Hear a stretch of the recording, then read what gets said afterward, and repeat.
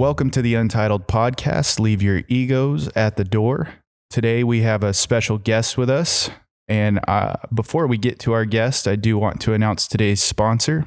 Today's sponsor is the sun, making things warm, keeping the planet safe.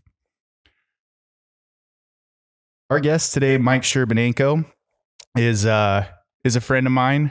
I'm lucky to call him friend in all honesty, and I'm beyond excited to have him here on the podcast because we are going to be doing a podcast together in perpetuity for a while, and it's to kind of go over something new that's been changing in Mike's life. Mike recently authored a book called Work It Out, and we're going to go through that book. It's like a devotional, but at the same time, it's like practical daily knowledge for you to chew on throughout your day. And each one of the lessons that you learn in there, you can take it and you can sit there and continue to chew on it throughout your day and let it develop and think about it. And I love that about this. I know that Mike has more knowledge than I think he knows he has to offer sometimes. And I'm excited to be able to sit down and do that with him. But I wanted to have him on here and kind of talk to him and introduce him to everyone who's listening to this and let you guys know about the new project that we're going to be working on here. But stop what you're doing, stand up, and give this man a standing ovation. Thank you, Mike Sherbanenko, for coming to the podcast. Thank you. I appreciate it. Very excited to do this. Yeah. Absolutely. So, Mike is a modern day Viking, not just wearing the Minnesota Vikings purple, but he's got the braid and all. He's about as, I don't know, you're about as Viking as they get. Viking-ish. Yeah, that's right. Viking-ish today. If he was living in the 800 to 1200 AD range, he would definitely be on a boat dominating some people in the British Isles. Yeah, so my daughter, we were watching that Vikings series on the History Channel, and I'm sitting there, and my daughter looks at me and says, "Why don't you have a haircut like that?" And I said, "I just don't think I can." And my daughter says, "You don't have enough hair on your butt to grow hair like that." And I looked at her and I said, "Challenge accepted." She's like, "Okay, 5 years is going to take you to grow hair." I'm like, "Okay, let's do it." So that's how that I love it. Viking-ish happened. So growing your hair out's a lot harder than I think most people think as a guy, because there's so many freaking awkward stages in it. Oh, and like you trim up the sides or something and it doesn't look good for a couple of days. It's like you have to get a little bit of growth. There's a reason that I buzzed my head. I got to an awkward stage and I was like, I don't know if I can push through this. Yeah. All those awkward stages is ridiculous, because I think, like, as guys, like, our self-perception of our hair and how we look is ridiculous, you know? And then we, like, go in the mirror and then we look at ourselves and we're like, man, this is ridiculous. Look at my hair. Then, you know, and then you just take it all off. Oh, yeah. Like, even yesterday, I was like, man, my hair is driving me freaking insane. Seriously. So I told my wife, I was like, I'm cutting my hair. And she said, what? It's like, yeah, I'm going bald. I'm going to go see my barber. I'm just coming to take it all off. And then we're sitting at the dinner table, and Emily, the one that told me to grow my hair out, she looked at me and she says, "I never thought you'd be a coward." Is what she said to me. I'm like, what'd you just say to me? It's like, yeah, you're a coward. You're cutting your hair. I'm like, I'm not cutting my hair. It's like, okay. Emily's your conscience. Yeah. I swear, the stories you tell me about her are just hilarious, but at the same time, it's like that inner voice that fights with your inner bitch and tells you, like, you shouldn't be this person. And that's Emily. That's your daughter. You're lucky. Yeah, she's if there was a female version of me that is like to the T, that's Emily. Like, she's strong. She doesn't care what people think. She's like, let's just do it. That's her. So, yeah. Jenny was telling me a story the other day about her because I had recently done this with my nose, and she was telling me about Emily getting her lip done, and how she's pretty tough, but that even made her squirm because look, I didn't necessarily almost pass out, but a little story time. So I go in to get this done. She gets the piercing through and she's trying to get the jewelry through and it won't go through because the hole isn't big enough. So then she has to put a taper through to make the hole bigger in order to get the jewelry through. And the pain wasn't that bad. It was when I opened my eyes and her hand was all covered in blood because little did I know she had like hit a little capillary or something in there. So my blood is just draining all down her hand. And I'm really not that shy to blood either. Like it doesn't bother me when I go get my blood drawn. It used to. But then she got through and there's this like that happens when it breaks through the cartilage. It just pops. And that noise made all the light in my eyes just start drifting inwards. And I thought I was going to pass out for a second. Wow. Fun day. Yeah. But the reason why I wanted to have you on here is, so let me tell you a little bit about how I met Mike, and then we'll kind of get into this. Mike how long were you working at the Dream Center before me and you met? About 3.5 years. Okay. So I came to the Dream Center in March of 2021, and they were still at the church then. And I was starting to do some fitness stuff up there. And I think Mike was like, who is this guy with stupid silver hair showing up to talk to these guys about health? Because at the time, really, I wasn't in the best place either. I had been, and look, this is a legit thing. I had been bulking for about 2.5 years or so. So over the last 2.5 years, I had gained 90 pounds. I had done that on purpose in order to put on a decent amount of muscle. Like I think I ended up putting on about 45 pounds of muscle in that amount of time of those 90 pounds and was able to cut it all out, the rest of the fat. But I was a little chunky and I'm in there trying to do this fitness stuff with these guys who are essentially in rehab. And it's a rough group of guys. And at first, he scared the absolute crap out of me. And I think it wasn't so much because of anything other than you had the drill sergeant mentality. And I didn't grow up in a military family, really. No one in my family really served. So I hadn't been around a whole lot of military people other than the ones that I had met through living down near the beach where there was an Army or a Navy base. And just being around you were such a confident person. And I was struggling with my confidence then, like stepping into this new place in life, that you were very intimidating to me. But at the same time, once I kind of saw that, hey, there's some softness through this real rough exterior, it was pretty cool. And you guys invited us over to your house like a few months later to talk, and we realized how much we actually had in common. And that is kind of, I don't know, it's a weird thing. Yeah. A weird God thing. Yeah. When I first met Zach, I was like, I was shocked at how much strength that you had and some of those exercises that you were doing. Zach did this thing. It was called the Turkish Get Up, I think. And he was on the floor and he did this kettlebell, and then he stood up like after like laying down. And I'm like, after he left, I tried doing it just like with hardly any weight at all. And then I knew like, man, I am not in shape. Maybe I need to like watch what he's doing. And I was like, man. Then I got in the scale after that. When I got home, I was like, man, I need to lose about 40 pounds. I was like, this is ridiculous. Yeah. Those Turkish get-ups, even like after that, I think I only did like 3 or 4 of them and I was miserable. Like I muscled through those things, but who knows? Maybe that's why I messed up my back.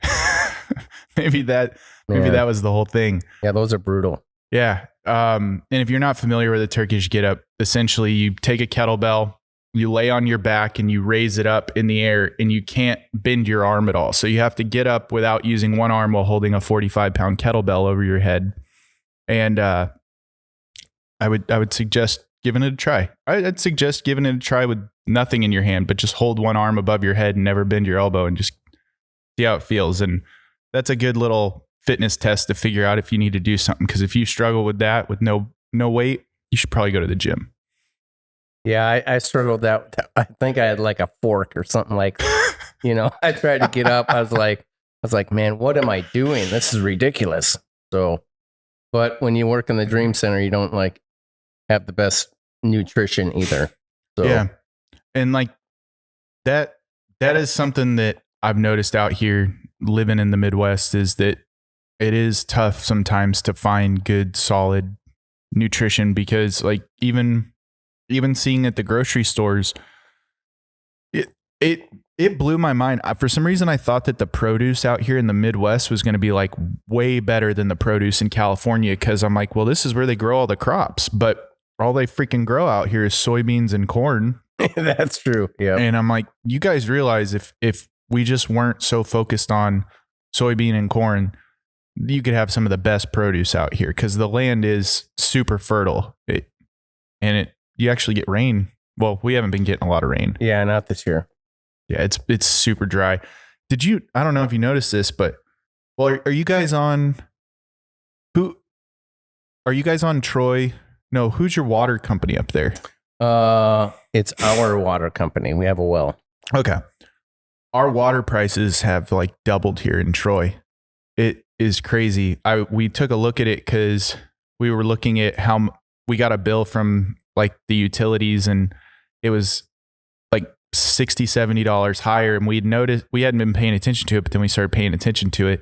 We went back and looked at the bills from last year, but it's legitimately like doubled here. So grass is dead. Yeah. We're letting the grass die. Yeah, I noticed that around town. It's like, yeah, the grass has got to go this year. Yeah. Even my neighbor across the street, Clayton, he's got like literally the nicest lawn in the whole subdivision, and he even stopped watering his. I think at this point, we've just accepted that God doesn't want us to have green grass this year. Yeah. My brother, he lives in Corona, and every year, like, he doesn't like cut his grass like at all. He just let it die like a few years ago, and then he painted his grass. I've seen that. Yeah, he painted his grass, and like, that's it. He just has painted grass. I'm like, all right. Yeah. My grandma, after my grandpa passed away, my grandma was trying to figure out what to do, because we went through a really hot summer, a few summers in a row, and she, hello? Oh, sorry. Sorry, everybody. I'll have to maybe edit that out. I was looking at the computer and it looked like my microphone wasn't working. So, she was looking at the cost of how much she was spending to keep her grass kind of green. And it was like $700-$800 a month to water her lawn. Now, people out here are like, what do you mean water your lawn? Like, legitimately have to water it 2 to 3 times a day to keep your grass green. And she looked at the price of getting a turf lawn put in for everything, and it would have paid itself off in like 16 months or something. So she just stopped watering the lawn, let it die, and then came in and got turf through everything. And that's super common out there in California now, is turf lawns that look really nice. My parents have turf in their backyard, in their front yard, but it's too expensive to keep your grass green. Yeah. I don't know how the golf courses do it. Yeah, I have no idea. That's crazy. Yeah.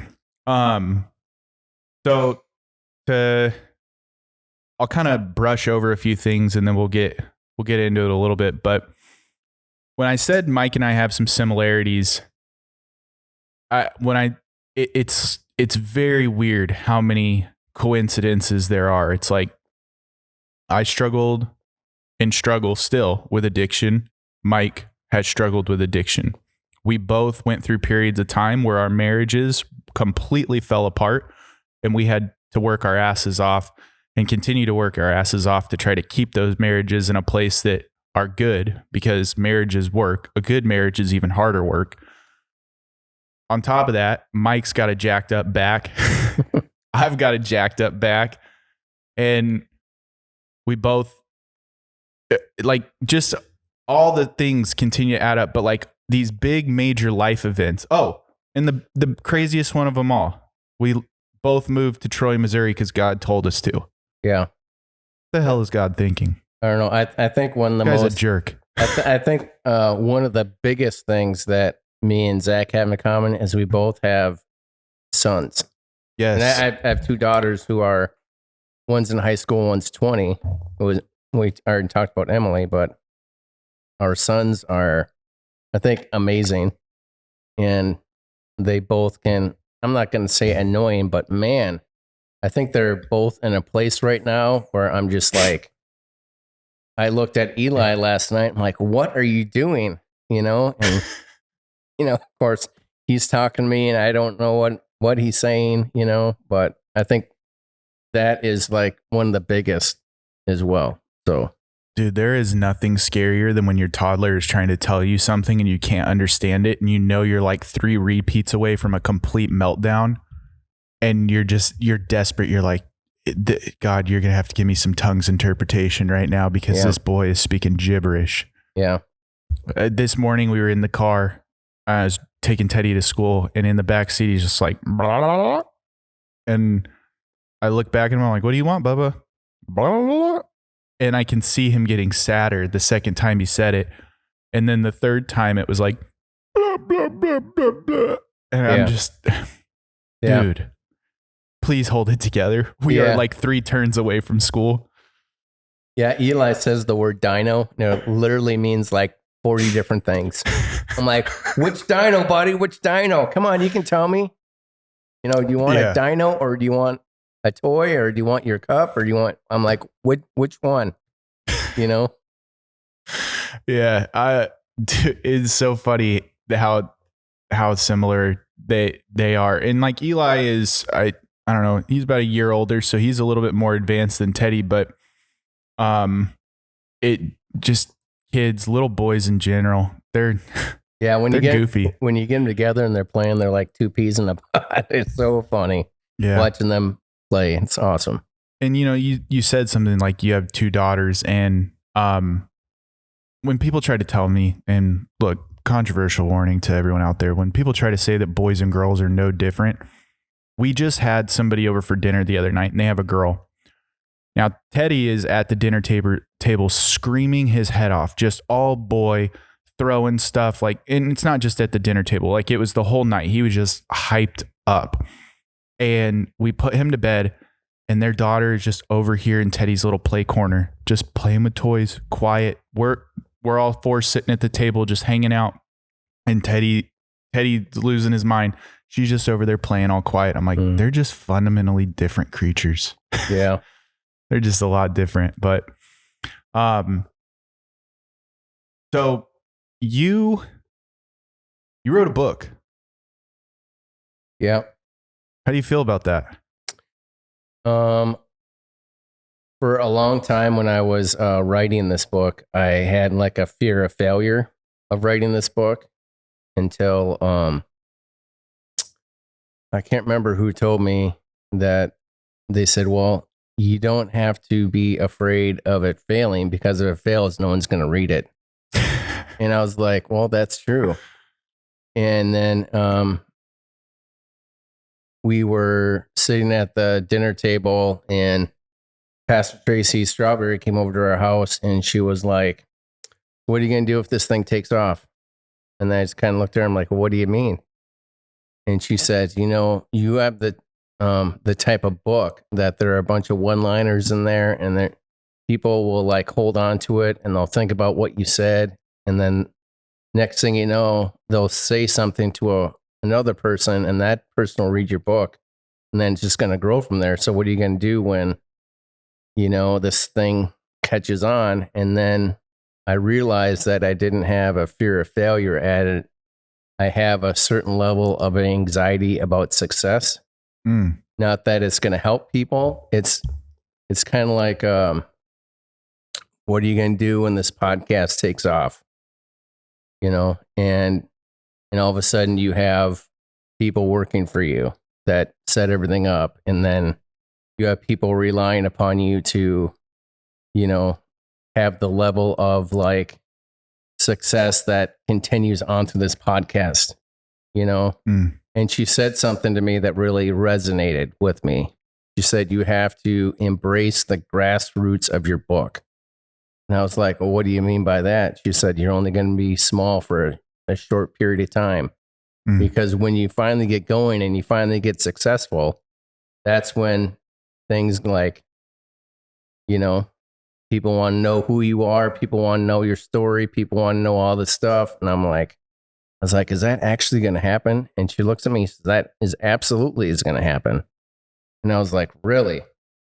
And then she said, you think that if you start something and people like what you have to say, and I've read your book and like your book, that they're going to tell someone else.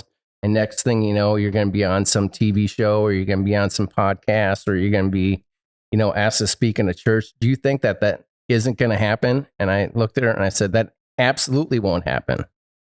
And then she said, well, I said, then you wrote the wrong book, is what she said. So I was like, the anxiety of success is what I'm most worried about, because for most of my life, I've always like stepped in front of God and like did my own thing, or I compromised like my dream and like let other people like speak life that shouldn't have spoken life into me. Like when me and John Fisher started the PTSD group, it was supposed to be veterans only, like only. I was a veteran, he was a veteran. We wanted to embrace veterans in the community that have been through combat. That was what the thing was. And then next thing we knew, like all these other people wanted help. So we compromised what we thought was the integrity of the group, because we had a single vision. And then it kind of had like legs and wings of its own. But then like what our motivation was lost with helping everyone. So now that I closed Thursday night group, there are people like breathing life into me. What is my purpose again? And what I realized is me and Jenny and Emily and Sophie, not so much Eli, but we're a veteran family. That's like who we are. Yeah. So now I'm getting back to like, you know, what I'm supposed to do. But even with that, I need accountability. So when this book started, there was a pastor that came in from out of town. His name is Doug Reed, and he spoke to me like 2 or 3 times about writing a book. And then I'm like, dude, you have no idea who you're talking to.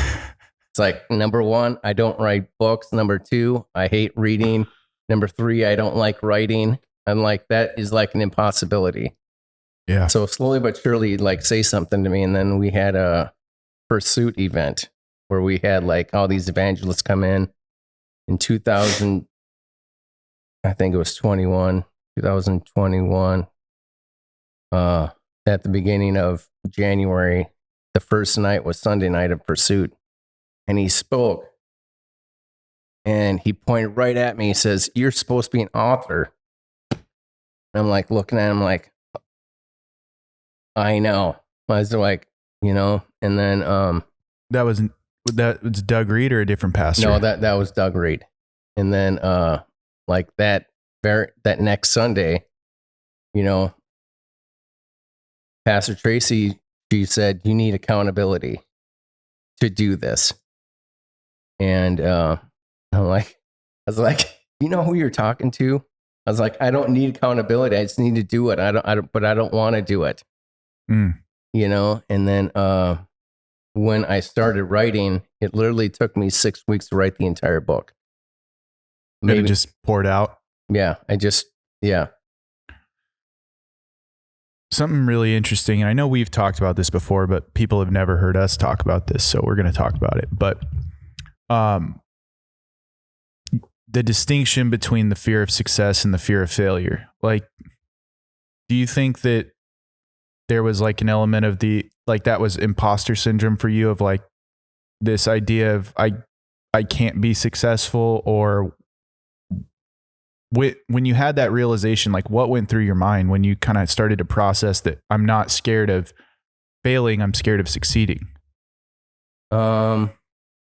it was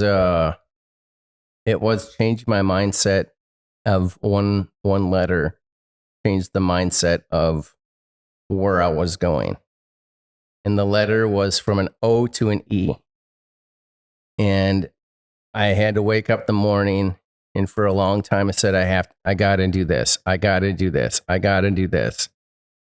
And I'm sitting there, and when you say I got to do this, it is such a negative mindset of Yes. what you're doing. And then even like my prayer life was like the same way. I wasn't excited to pray. I wasn't excited to like read the Bible. I wasn't excited to go into the dream center. I wasn't excited to do anything, because instead of like following my dreams and following my stuff, it wasn't a privilege, it was a burden.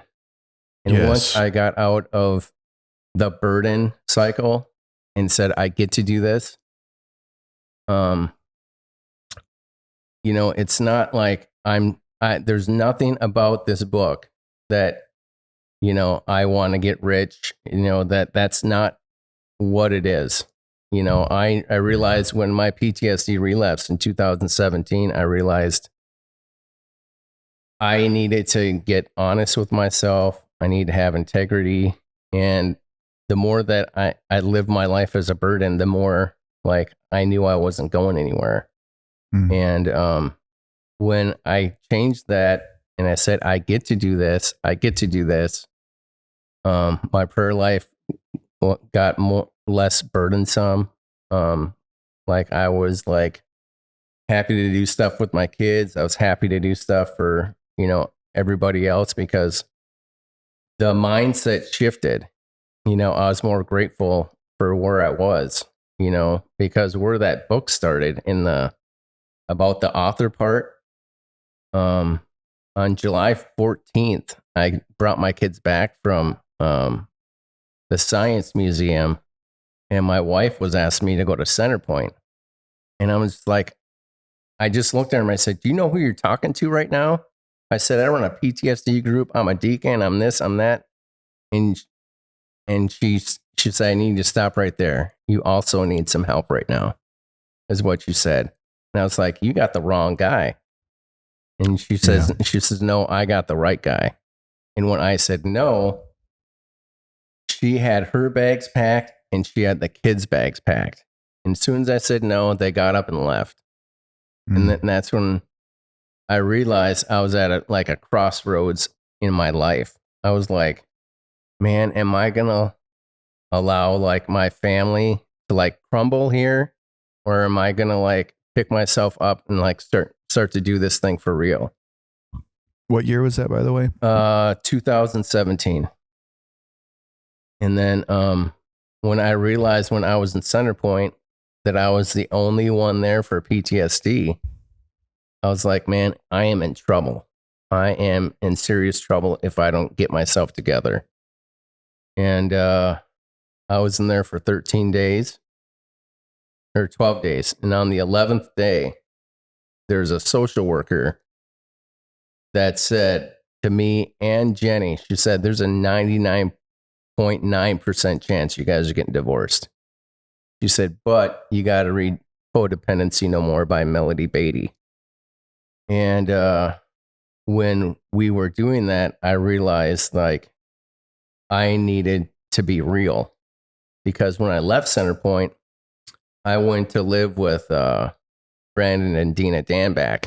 I lived in their garage of their house for like another 42 days or something.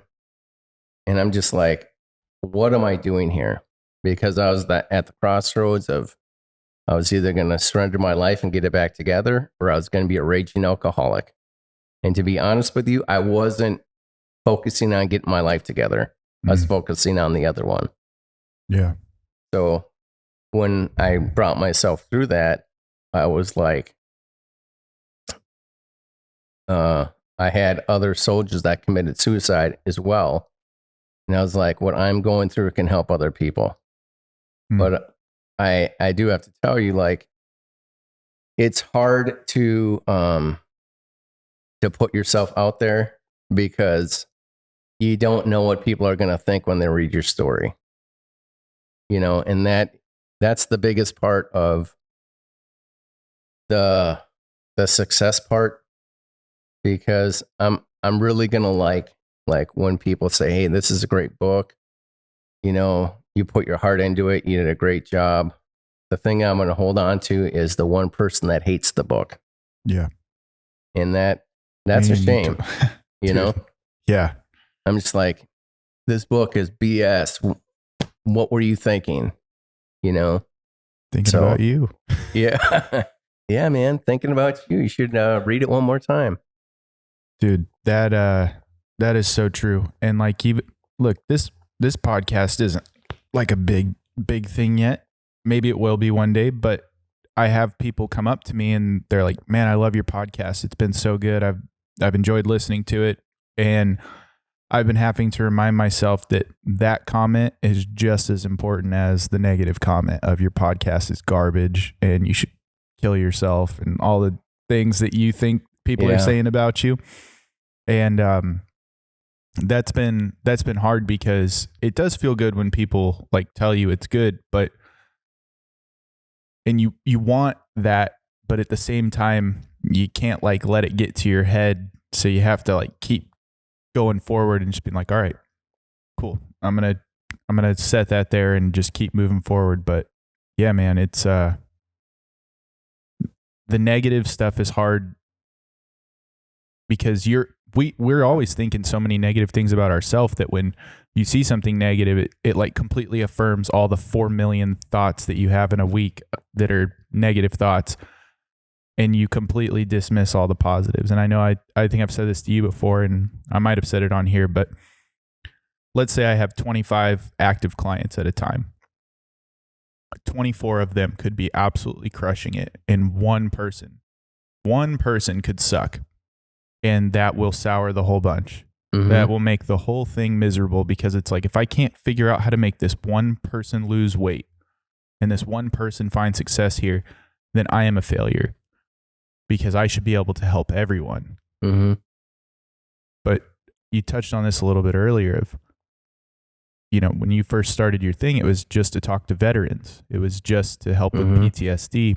And you kind of niched down in that area, and then you widened out your reach from there as people needed it. And I have to remind myself sometimes, like, I'm not for everybody. This isn't for everybody. So if they don't like it, kick rocks. Yeah, but the thing is there's one thing that people can always get out of, you doing a podcast. There's always that one thing. And the thing is, most of the time that I've realized, like when I'm helping people, is the one thing that they tell you that they hate or whatever, that's the one thing that they need. Like 9 times out of 10. Like when we were doing the group and someone sarcastic comes up to me and says, this group was crappy tonight. You talked about this. I'm like, well, how do you feel about that? And then they wouldn't answer the question. They would leave. I'm like, okay.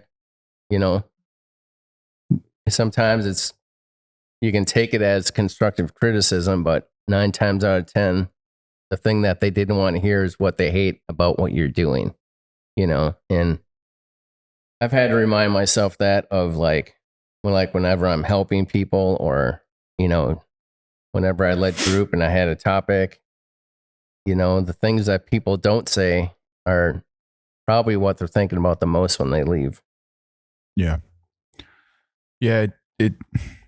Your medicine rarely tastes good. No one's drinking NyQuil. Like no one, because it's their favorite beverage. There might be a few weirdos out there that like to drink on some NyQuil, but the whole thing is your medicine usually doesn't taste good when you have to take it, but it's going to make you better. Yeah. And I've always looked at that analogy kind of like the idea of surgery. When you're hurt and you're messed up, you have to go in and you have to cut through skin and you have to cut through muscle and you have to fix this area that's messed up. So you have to cause more damage to yourself in order to make yourself better. And I think a lot of the time that's the barrier that gets people in a place of negativity and stuck, is that they have this refusal to take the initial pain that is required in order to get better. But it's worth it. It's not fun like that. It's like building a house. You got to dig into the ground if you want to build your house, because you have to put your footings in. You got to put your basement in. You got to get your foundation in. And that has to be done below what anybody can see. No one's going to see it, and you're not going to get recognized for it. But that's okay. Yeah. I think for me, like the biggest, I would say non-issue about this book was the accountability part, because there were people who like encouraged me through the whole thing. And man, I would be sitting there as like, I don't even want to do it, you know, but there are like devotionals in there in the book that are so like hurtful, you know. Remember, Hurtful? Well, I would say hurtful at the time, you know, and it caused, some of those devotionals caused so much pain in my life.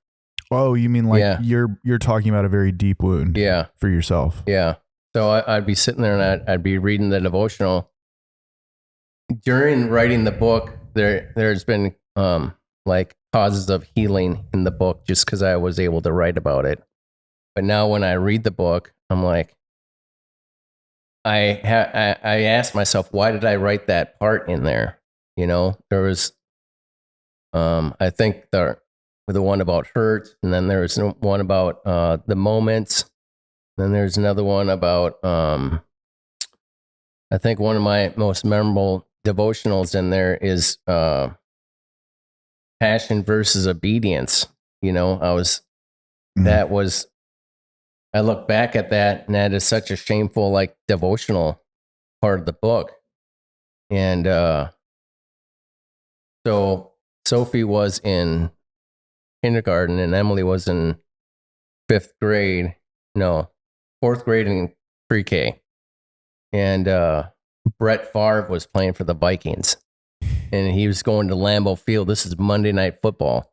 I'm just like, you know, got picked up the kids early. I fed them their favorite meal. They took a bath or laying down, getting ready for bed, and I'm watching this football game. I'm sitting there, and Jenny comes home. You know, I made her favorite meal. Everybody can just leave me alone and let me watch football. And it's 5 minutes before kickoff. The phone rings. And at that time, I was like an assistant chaplain for the hospital. So if the chaplain wasn't available, they would call me, and I would go in and pray for someone who needed like prayer or, you know, someone to talk to. So I'm just sitting there, and I'm just like, it's at the point of the game where the analysts are saying they're predicting who's going to win. I'm like, yeah, everybody's picking the Vikings. It's going to be a blowout, like all this stuff. I'm like, I can't wait. And I'm sitting there, and the phone rings, and it was like, is this Mr. Sherbanenko? I'm like, yes. And he's like, there is a Marine here that is requesting that you come and pray for him. And I was like, okay. And I don't think I understood the gravity of the situation, because I hung up the phone and I proceeded to watch the entire football game. And then I went to bed, and then I woke up in the morning, and I'm like, oh man, what did I do? So I took the kids to school, and I went right to the hospital to pray for that person. And when I went into the room, there was a cleaning lady cleaning up the room. And I looked at the lady, and I said, what happened to the person in the room? Said, oh, they passed away last night. And I was like, my eyes got really big, and my heart just sunk. And I was like, what? It's like, yeah, they passed away last night at 9:30. And I got the call at 8:30. So it was like the last thing. But the pastor that we had, he knew I wasn't going to go in, because he got the call first. And then I got the call second. So he's just like sitting there, and I'm sure like he called, is like, if he's not there in 20 minutes, let me know. So I went back to my church to see my pastor, because I was their children's pastor at the time. And I went to go talk to him, and his face was beet red. And I looked at him. I'm like, I said, hey, I just want to apologize for last night. I should have went in. And he looks at me and he said, last night should have been like the cherry on the sundae for your ministry that you are walking into. Instead of what'd you do? You watched the stupid football game. And I was like, and he said, I don't even want you to work today. I don't even want you to work for the rest of the week. I said, you need to go and think of what you did. I was like, well, what do you mean? He said, that guy accepted Jesus into his heart and then he passed away. I said, you should have been the one doing it. And he said, why not? Why weren't you doing it? Well, I looked at him and said, well, Brett Favre was, and then he just stopped me. He said, you didn't go and pray for someone before they passed away because of Brett Favre. I'm like, okay. He said, you need to know where your obedience lies and where your passion lies in your life. Mm. And I was like, I just looked at him and he said, don't work for the rest of the week. I don't want you here. He said, your passion should be where your ministry lies, and, leading your family should be your passion. And after your family, needs to be everything else. And I was like looking at him like, yeah. And he looked at me. It's like, yeah. And his face is like beet red. And he just says, he says, I don't even know if your priorities in order to be in ministry. He says, I don't know why you wouldn't leave your house to go to pray for someone for 20 minutes and go back and watch the rest of the football game. Or why you couldn't press record and watch it later. He's like, this conversation is redundant. And then, I was just like, yeah, and then I was just like, he said, well, I have to thank you for, covering for me and doing all that stuff. And he's like, yeah, man, I just knew that, you weren't going to make it. He says, I knew it. He said, but someone's eternity could have counted on what you did. And I was like, damn. So I really had to think a lot, like where my priorities were, Yeah. And when I wrote that in the devotional, I was just like, that was a hard one to because I eventually gave the devotional to Jenny and Pastor Tracy to finish the book, because I knew that if it were to me, I would still be holding on to it, but it's like devotionals like that in the book, kind of like, I don't know if I should have wrote that in there. There's still things in my mind of I don't know what people are going to think of me because of that, or, just different hard ones, so, but I relied on my accountability partners to finish the book. And I was like, yeah, we need to leave that in there. I was like, in the back of my mind, I kept on thinking of the word ouch. Ouch, man, that one hurts. Dude, that is a tough one. Yeah, man, that's a tough situation, because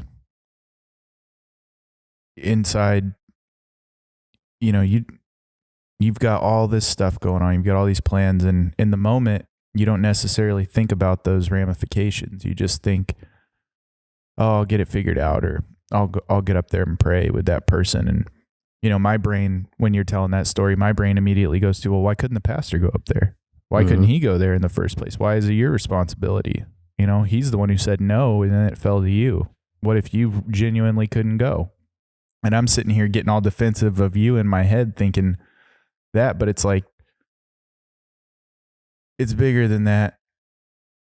And I couldn't, that those types of stories is the whole reason that I wanted to do this, was share these really vulnerable moments, because that's It's where you learn the most. Yeah. You learn the most in those positions where you are at your weakest, at the raw point there. And dude, that's an incredible.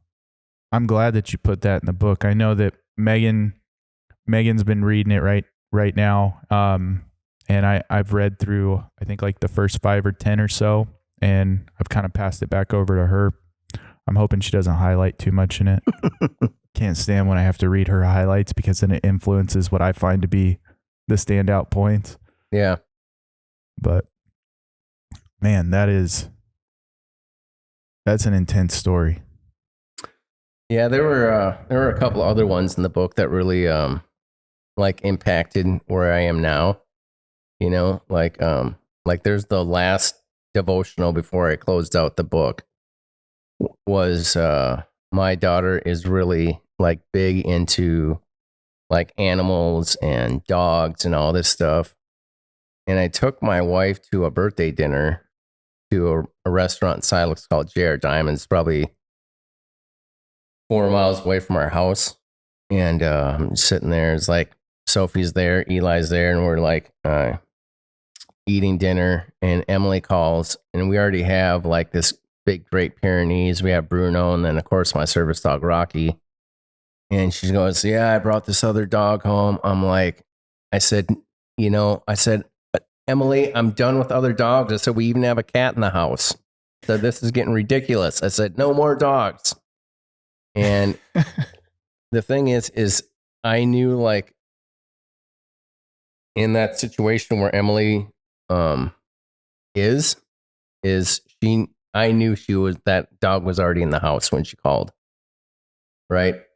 But instead of me like seeing this dog and like all this stuff, where like my anxiety and like all this stuff is going to be, like, this dog looked like it was on its last leg, like maybe it had like a couple weeks left, all the stuff.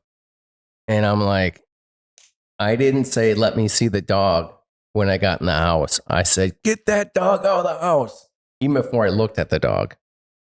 And I knew that I was even writing the book at the time. I knew that I was in a place that I still needed to grow through anxiety and through like pride.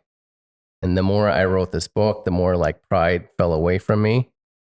So I went downstairs and I saw this dog, and everybody like rallied around this dog. This dog looked like it had like a week left.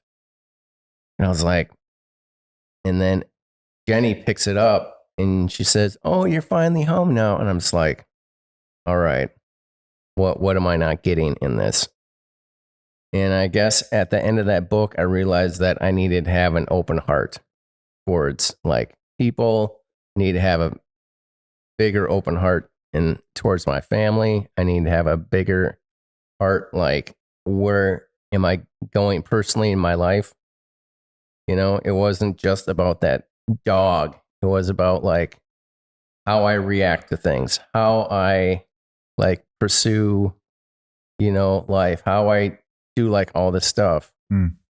Because when I have a closed mind, my mind gets to a place where I'm burdening people instead of like, it's that I got to do this or I get to do this.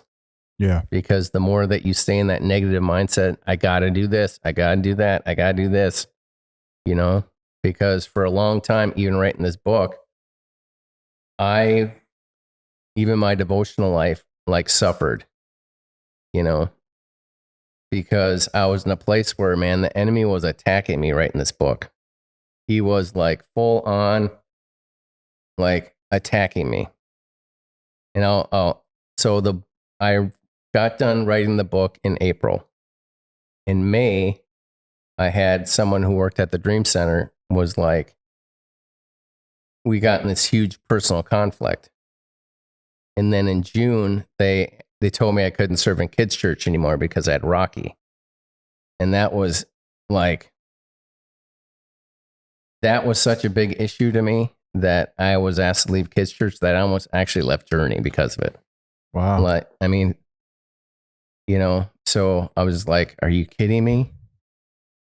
And then the next month, I got burnt out from the Dream Center. And then the month after, in August, the front end of my red truck went out, which cost me $5,000 to fix. The month after that, my computer crashed that had my book on it. So everything was happening. And finally, in November, I fell off the roof doing Christmas lights. And every single month until I let this book go, something like almost catastrophic was happening to me, sabotaging me until finally it came to my back went out and I had to leave the Dream Center. And that was like soul crushing to me because I thought that was like what I was supposed to do until I finally retired. But God gave me this dream that showed me like way back, even before this whole thing happened, that there's a staff member that was leaving the church, because I'm sitting there, I was like, well, who's leaving? I even told Pastor Tracy and my wife that. I was like, there's a staff member that's going to be leaving. Well, I was the one that was leaving, and I didn't know that. So I had all these personal things happening until I finally let go of this book. Until I finally just kind of took a sigh of relief and was like, there it is. It was like,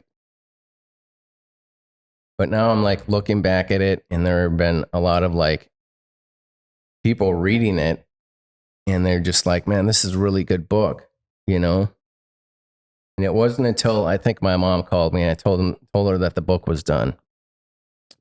And then there was a veteran that lived next door. She was dog sitting. And my mom said, do you have PTSD? Because you're not looking at me. My son has PTSD. And she said, yes, ma'am, I have PTSD. I normally have my service dog with me. And she says, that's funny because my son has a service dog too. And she's like, oh, really? And she said, yeah. I said, my son wrote this book. I said, can I send it to you? And then my mom told me that. I'm like, are you kidding me? It's like, no. And she's like, tell me like all these similarities and like all this stuff. I was like, well, that's what it's all about, Yeah. So I found it really interesting that the thing that made you feel like you had control hurt you until you let it go. And how many times just we as people do that. And it's not just mental things. It's not physical things always. Sometimes it's a combination of things, but I do know that tracks true in my life as well. In so many situations where I will hold on to an idea, or I'll hold on to a physical thing, or I'll, for me, for such a long time, it was like an idea. I hold on to an idea that, well, I'm just destined to be fat, or I'm just big boned, or it's my genetics. And I hold on to these ideas and all they do is hurt me and keep me from actually getting better. And I continue to run into problems with that thing until I decide that it's not worth it anymore. And one night after group, this is just being very vulnerable, but one night after group about, I don't know, a while back, I was in not a good place. And you and Chelsea Laughlin saw me after group, and you were just like, well, what's wrong? And I'm like, I don't know.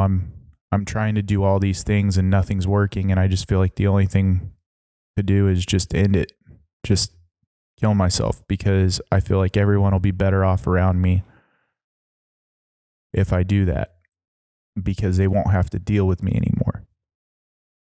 And you essentially challenged me to confront that pain and figure out, you said it to me, you said, how is your pain serving you?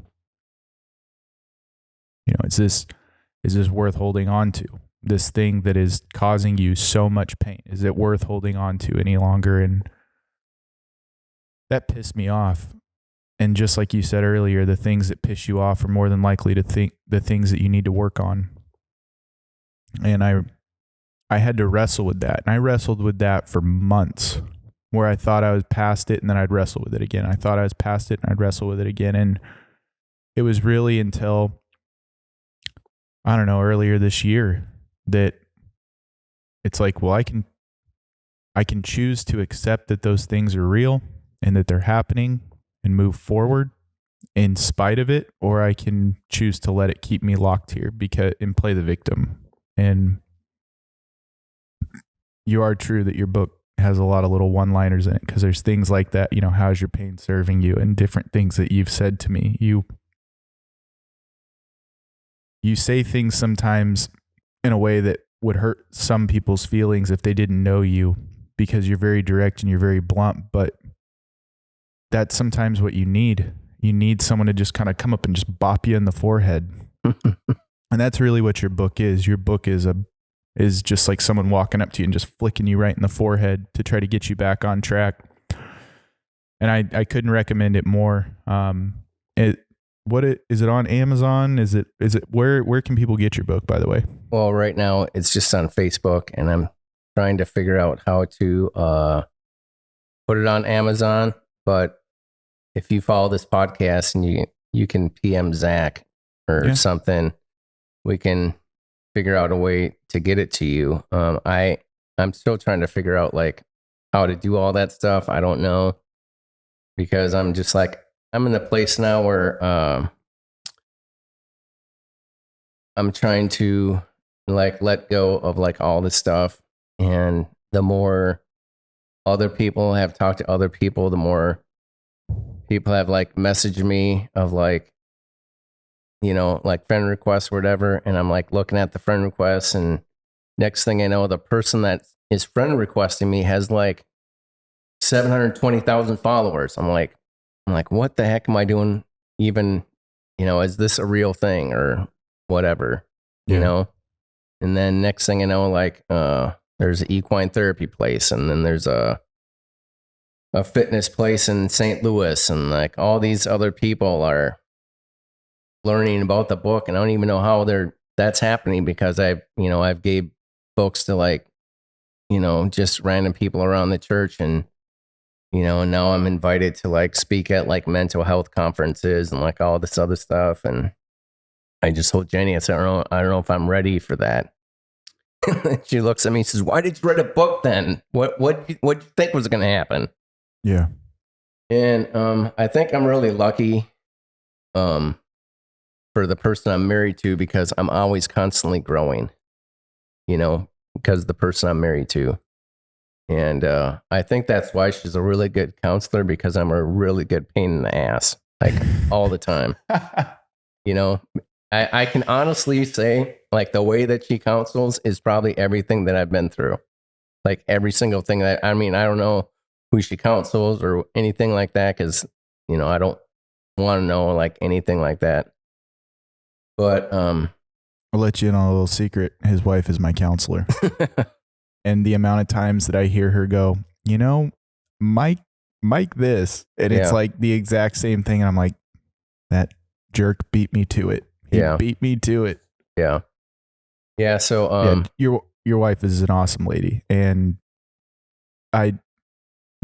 it still blows my mind how this connection even happened in the first place, like with us, because it just doesn't seem real. It doesn't seem real sometimes that I get to sit next to you and talk to you, and that you've shown somehow I have some favor with you. It's how I like to say it. And I know I've texted you that before. Thank you for showing me favor, because I don't feel capable of being able to sit in the same room with someone like you, who's gone through the things that you've gone through and battled through the things that you've battled through, and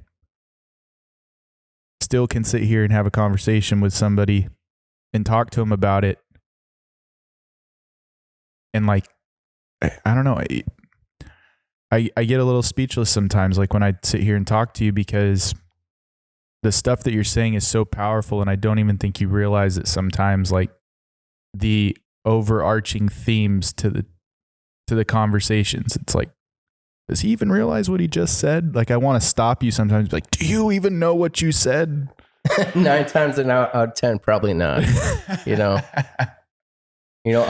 I'll tell you this. I've been through so much heartache growing up, and so much heartache like through the military, and so much heartache like through my marriage. I caused so much heartache to my family that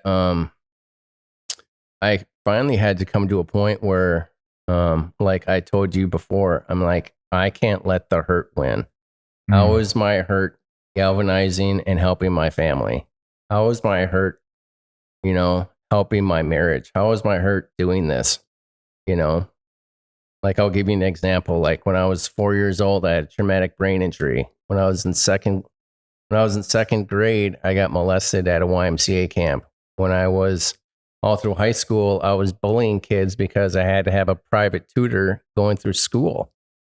And then all through the while, even growing up for 41 years after that traumatic brain injury and after I got molested, I was holding on to that my entire life. And the thing is what people don't realize is you can deal with hurt your entire life, but I'm telling you, you're going to get to a point where, if your spiritual life that you have, and I'm not even talking about people that believe in Jesus, I'm just talking about life in general. If you come to a point in your life where your hurt is so big that you don't know where to release it, your hurt is going to swallow you whole and you're not going to know where to go. Yeah. Because I believed in Jesus my entire life. And, through alcoholism, through a broken marriage, through my PTSD, through my traumatic brain injury, through getting molested, through like all this stuff, it came to a point where, I didn't know what to do. And when my PTSD was relapsing, I literally hiked. I'm not joking when I say this. I hiked for 150 miles a week from, my anniversary was May 18th. So May 18th, like I hiked for 150 miles a week from 2 weeks in May, 4 weeks in June, 2 weeks in July. So I hiked for It's about, what, 10 weeks? 10 weeks. So I literally hiked like 1,000 miles in 10 weeks in 90-degree heat. And the last hike that I was so delusional about where I was going that it was ridiculous. Yeah. And my PTSD completely relapsed. I didn't know like where I was emotionally. I dropped like, I don't know. I was 175 pounds. So I was extremely thin. And I want to say I probably dropped like 60 pounds in 6 weeks. And I was just like, Brandon Danback goes to our church. He's like, dude, you don't understand where you are right now. And here's where I didn't understand where I hiked to his parents' house that was 25 miles away. And I just said, hey, can I have a glass of water? And I walk back. And he goes, do you understand that you were at my parents' house? And I was like, when was I at your parents' house? And he goes, exactly. You have no idea what you're doing. You don't know where you are. You don't know where, all this stuff. And I was like, okay. And he said, do you realize that if you get help and you get better, that you'll be a different person because of it? And I think like, when we give ourselves help and we give ourselves hope, and you're going through all this struggle that I was going through, including my past, that, you have to see the good on the other side of what you're doing. And that isn't like, yeah, I'm a Christ follower, right? I had to give everything to Jesus. I had to surrender all my stuff to him. But if you have all this hurt in your life, you have to surrender it to something, even if you journal it, you tell your counselor, whatever you're doing, that's what you have to do, because you holding on to your stuff is like going to magnify itself. And in group, I would say the second to last group probably taught me the most about group. And there's a guy guy in there named Daniel Caps. Probably shouldn't have said that because that was an anonymous group. Daniel Snaps. Yeah. So I can edit it out if you need. So he said in group, he said, you know what your hurts are? And I was like, no. He said, your hurts is like a bullet wound. He said, if you let it fester in there, the bigger it's going to get. He said, if you take your bullet out, it's going to hurt like hell trying to get it out. But if you get it out, you can finally let yourself heal. Yeah. I was like, I kind of looked at him. I'm like, I just kind of laughed. I'm like, get out of here.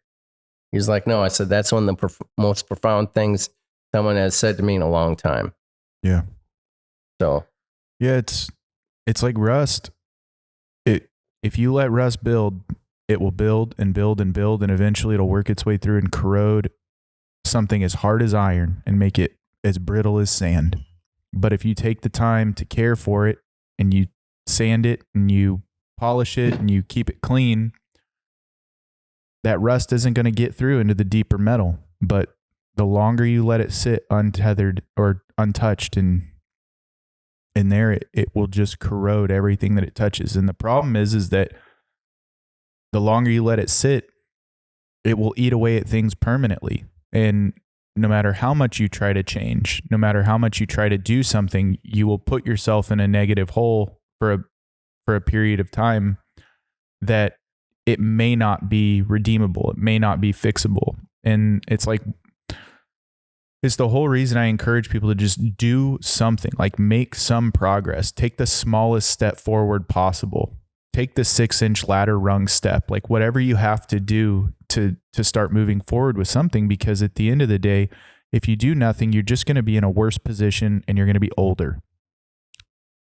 or the same position and older. And that's going to be a worse position because now you're going to be in a position that you are less capable potentially of handling it. You have less energy, you have less desire. And, you help people so much with mental health, and mental health and physical health are so tied together. But it's like, to draw it back to physical health, like say you need to lose 50 pounds. Okay. So you decide you're not going to do anything about it and you just keep putting it off. And now you're 35 and you still need to lose 50 pounds. And if you're lucky, it's only 50 pounds still. And then now you're 40 years old and now actually you need to lose 60 pounds. Well, it's a lot harder to lose weight at 40 than it is to lose weight at 30. And it's like, if you just would have taken the initiative to do something about it before it got out of control, you would be in a much better place. And that's one of the biggest things that I've learned from you on the mental health side of things. You helped kind of bring that into view for me of like, for me, it was anger. I was so angry about things that had happened to me. Like, God, what the hell? You brought me out here to Troy, Missouri. You told me this is where I needed to be. You showed me that things were going to be, you showed me this awesome vision of success. And I get out here and it's just garbage. Like, I hated it. I hated it so much. And I was so resentful. And you know how hard it is to hate God? You know how hard it is to be angry with God or be disappointed in God? Because at the end of the day, if you're mad at God about something, you're the one who's wrong. And that's what sucks. You can be frustrated with God, but at the end of the day, it's your problem. He didn't do anything wrong. So you're sitting there fighting God essentially on this stuff and trying to figure it out. And you help bring that into view of like, you can have all this and all that, but this one area, it's not gonna get better if you don't work on it. And that anger was just eating at me like rust on iron. And I appreciate that you've always shot me straight, even if I haven't wanted to hear it. Dude, let me tell you the story that pisses me off the most about Mike. We were at church one day and I had like the shittiest week ever. Like just a terrible week. Megan and I had been fighting. Teddy, I probably wanted to throw him down the stairs. Like I was just so over being a dad. My business was not in a good place. And Mike walks up to me at church and he goes, "You know what your problem is?" And in my head, I'm just like, fuck you. Like, I'm so mad about it at the time. And I go, what's my problem, Mike? And he goes, you don't smile enough. If you just smiled more and people could see you smile, you would be doing better. And I was like, dude, I hate you. In my head, I was like, oh, thank you. I'm pretty sure I just walked off. And I probably had so many fake conversations in the car or like in my head of like, I should have said this to Mike and I should have said that to Mike and I should have hit him with one of these. Because that's what we do. We marinate on it rather than look and like try to figure out how we can one up that person rather than just going, maybe he's right. Maybe I do have a resting bitch face and I need to work on it. And I'm just beyond appreciative that you were able to come on here and do this with me, because we get to now do this hopefully for a while together and go through the book. So if you enjoyed the stories that you heard from Mike today, that was just a scratch in the surface of what his book actually contains. And I don't know if we're going to call it the Work It Out podcast, whatever Mike decides we're going to go with. And we're going to be doing hopefully a weekly podcast talking about the topics of that book. It's not like we're literally going to be going chapter by chapter. We might literally do that. There's the capability of doing it, but we're going to go through it and talk about those things, because where I try to bring together the mental health, physical health, spiritual health thing, we're talking about like the Mr. Miyagi of mental health right here, whether he wants to admit it or not. Like, you don't have to be perfect to be a sensei with it. You just have to know more than the person you're talking to, or a little bit more, have a little bit more experience. And that's where he comes in, is you have a lot of experience with a lot of different areas of life: marriage, mental health, physical health, getting through trauma from a young age, dealing with addiction. Like, you have a lot of experience in a lot of different areas that I think are going to benefit so many people. So I'm excited about it. Wax on, wax off. There you go. You have anything you want to drop a knowledge bomb before we head out? You want to ruin someone's day? No, I just want to, it's so important when you start something new, not to necessarily, completely change anything, but it's just like Zach said, you have to put one foot in front of the other, to get to a better place.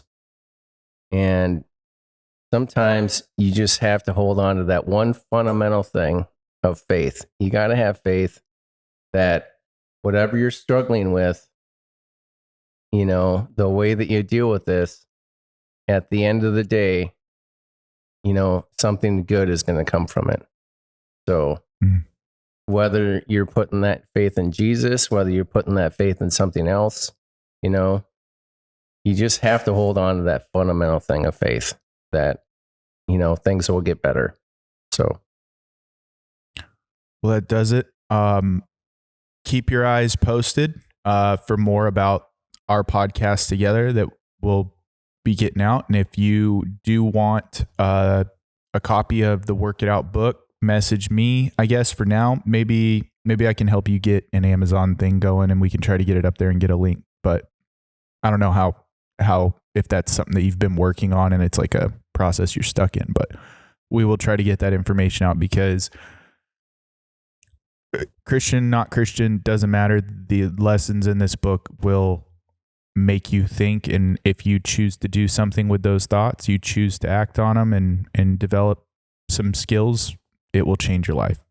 And I don't say that lightly. I read a lot of stuff, and this genuinely is full of gold. So thanks for having me on. I appreciate it. Beyond blessed to have you on. Thank you for coming on. Good day. Take care. Yeah.